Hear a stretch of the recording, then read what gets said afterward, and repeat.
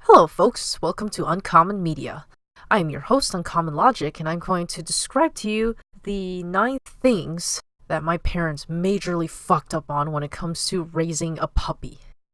Now, I'm describing this from a personal observation and experience. This does not reflect on other people, but there are irresponsible pet owners out there, and I'm sure there are people out there who are experienced pet owners and have followed the correct and conventional methods of raising a puppy.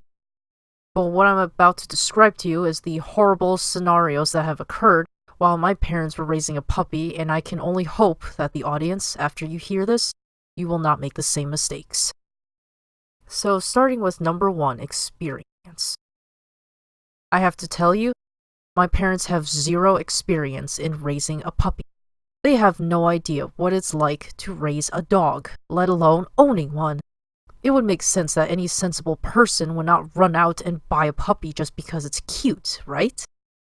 It's like parents buying their kids bunnies on Easter Day, and then when they don't feel like taking care of it anymore, the bunny gets sent to a shelter or gets abandoned out there. You don't have to physically beat an animal to be cruel. And in this case, it could be described as a form of animal abuse in the way my parents were raising the puppy. Number 2, dog breed. I'm sure a lot of pet owners would agree on this one. You always make sure you research the type of animal you want. You research the type of dog you want, or if you're a cat person, you research the type of cat you want, and you prepare for it. Well, in this case, my parents, even though having zero experience on raising a dog, went to a pet store and decided to buy what they thought was the cutest puppy on display. And in this case, the dog breed was not a easy one like a golden retriever. It was an Australian cattle dog. And any educated person out there knows that an Australian cattle dog is not for inexperienced owners. They require intensive exercise, constant vet checkups because they are genetically predisposed to possible deafness or blindness, and their job is to herd sheep or cattle. They need to go out there into a giant field and maybe play frisbee for hours. Maybe they need to go jogging. What they certainly don't need is being cooped up at home and staring lifelessly out a window. But they never considered that when they were buying it. In fact, part of the reason why they got it in the first place is because my mother thought it was cute. Easter Bunny moment. Number 3, schedule. The pet owners, the responsible pet owners know out there you have to have a fixed schedule for your dog because the dog is not going to make one for itself. You need a schedule for training it, feeding it, exercising it, taking it out to socialize with other dogs. You need to do maintenance. You have to make sure it's happy and healthy, basically. Unfortunately, my parents don't believe in schedules. They believe in doing everything at their own pace. So the Australian cattle dog puppy was basically left without any direction to follow. It has no idea when it's allowed out. It has no idea when feeding time is. It has no idea when it's time to play. It has zero clue. Number 4, training. Any good dog owner out there knows that your pet has to learn when something is okay and when something is not. For example, if a dog tries to jump on the table, it has to be trained to know that this is not okay. When it wants to go after, say, it decides to chew on the couch, it has to be trained to know that this is not okay. It has to be enforced through training, and it's even better when it's a puppy because the conditioning will actually set in place easier. But for the Australian cattle dog puppy, the training was extremely shaky.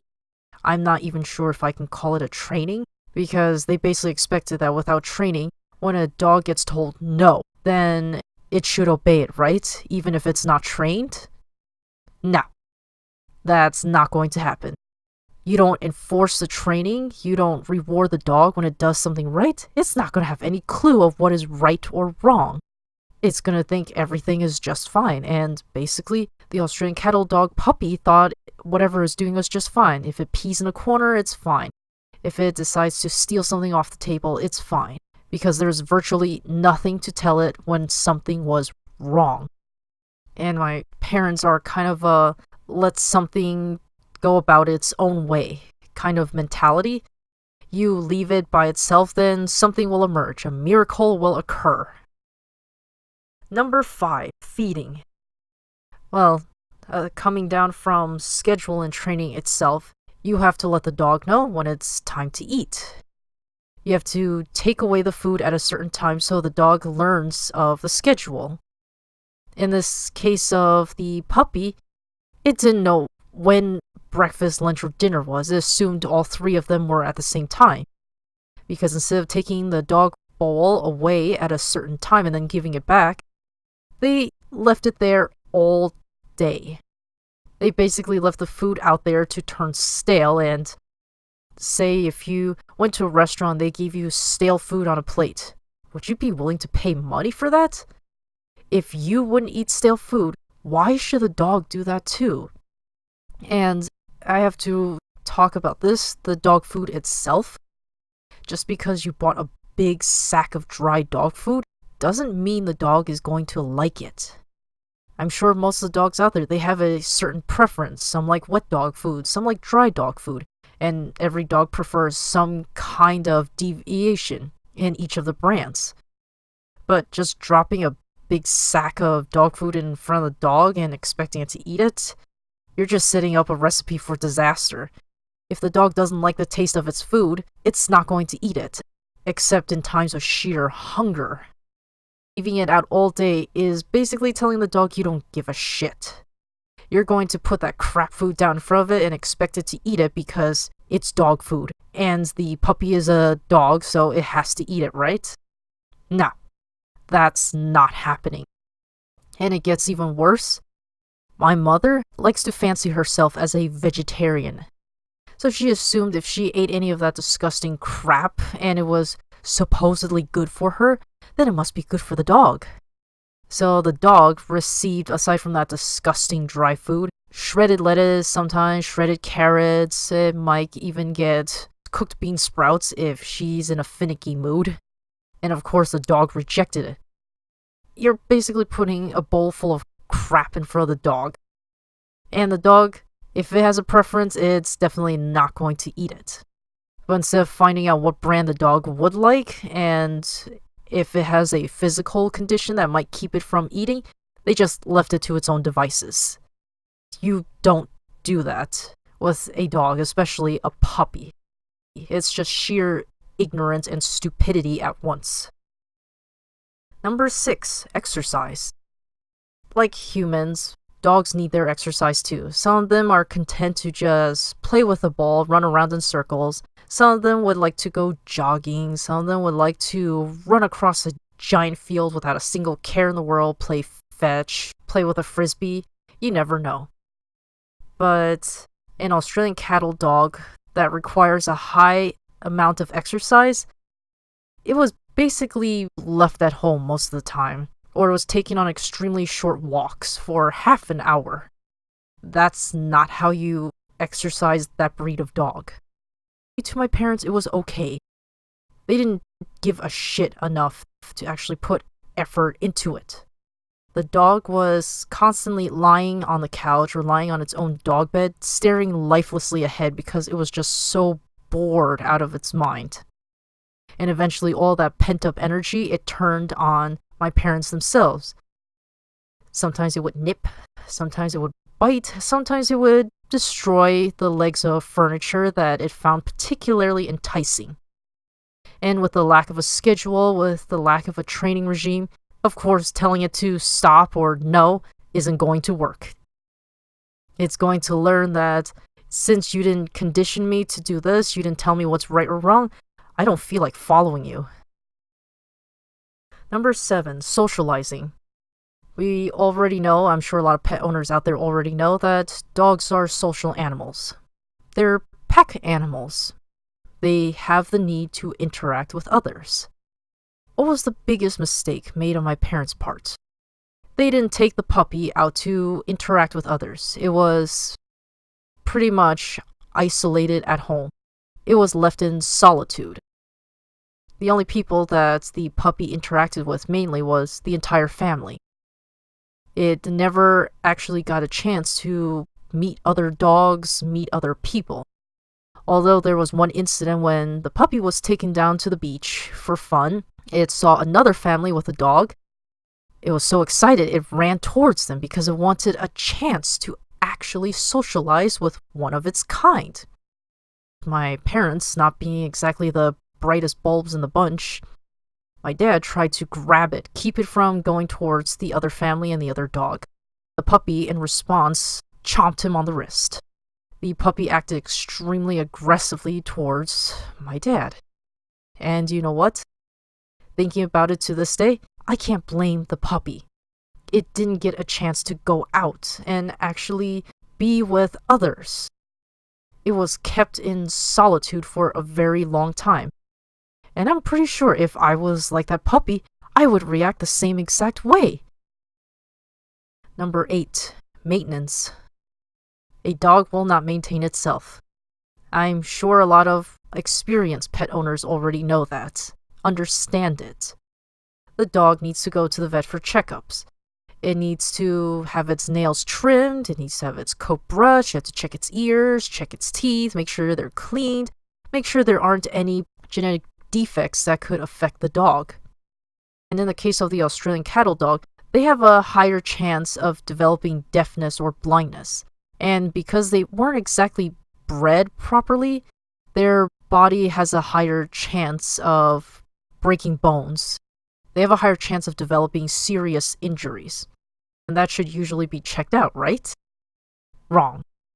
My parents, well, maintenance is... I'm not even sure if they heard of that word before.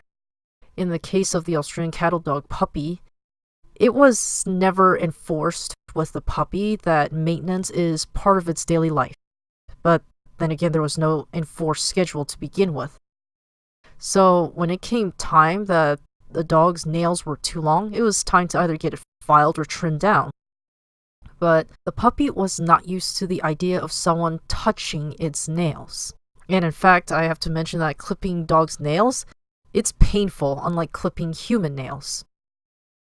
Instead of getting the dog used to the idea of the tool touching its nails and it's getting rewarded after for putting up with it, the dog was held into one place while another person attempted to cut its nails. And being that it was a painful experience, the puppy snapped at anyone who attempted to trim its nails down. In that case, because of their inexperience and stupidity, they should have taken it to the vet or groomer instead.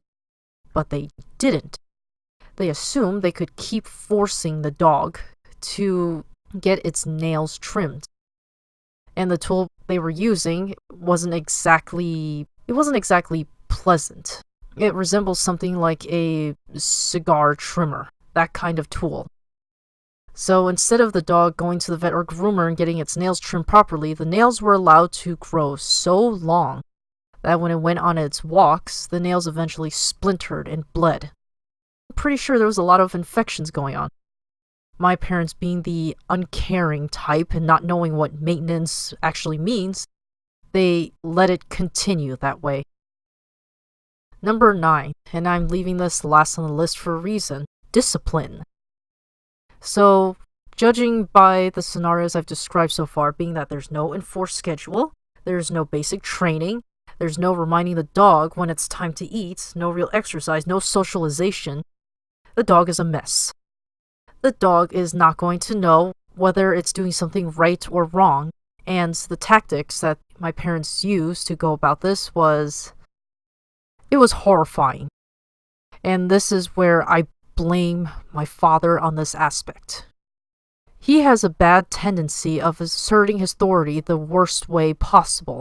Not that he has any to begin with, but since the puppy was small at the time, he decided the best way to enforce discipline when the puppy did something he didn't like by rolling up a thick magazine, backing the puppy to the end of a dark hallway and beating it with it.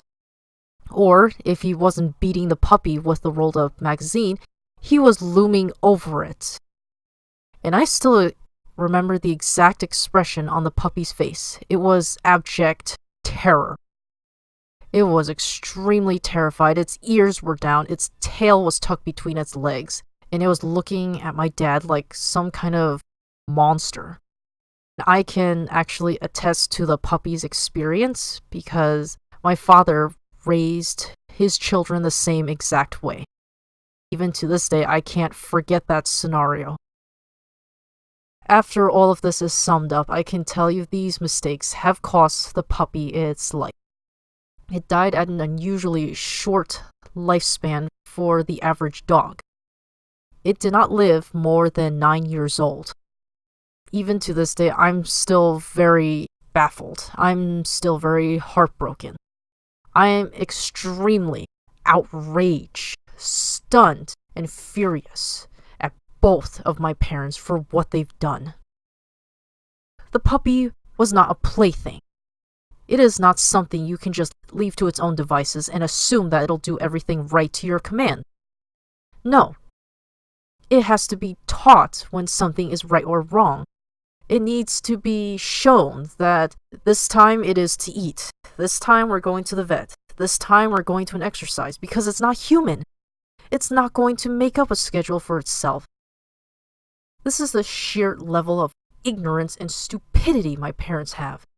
And I'm just glad that they have not gotten a puppy after this whole fiasco, because if they did, I would report them to an organization for animal cruelty. I can't just stand by and watch this happen ever again.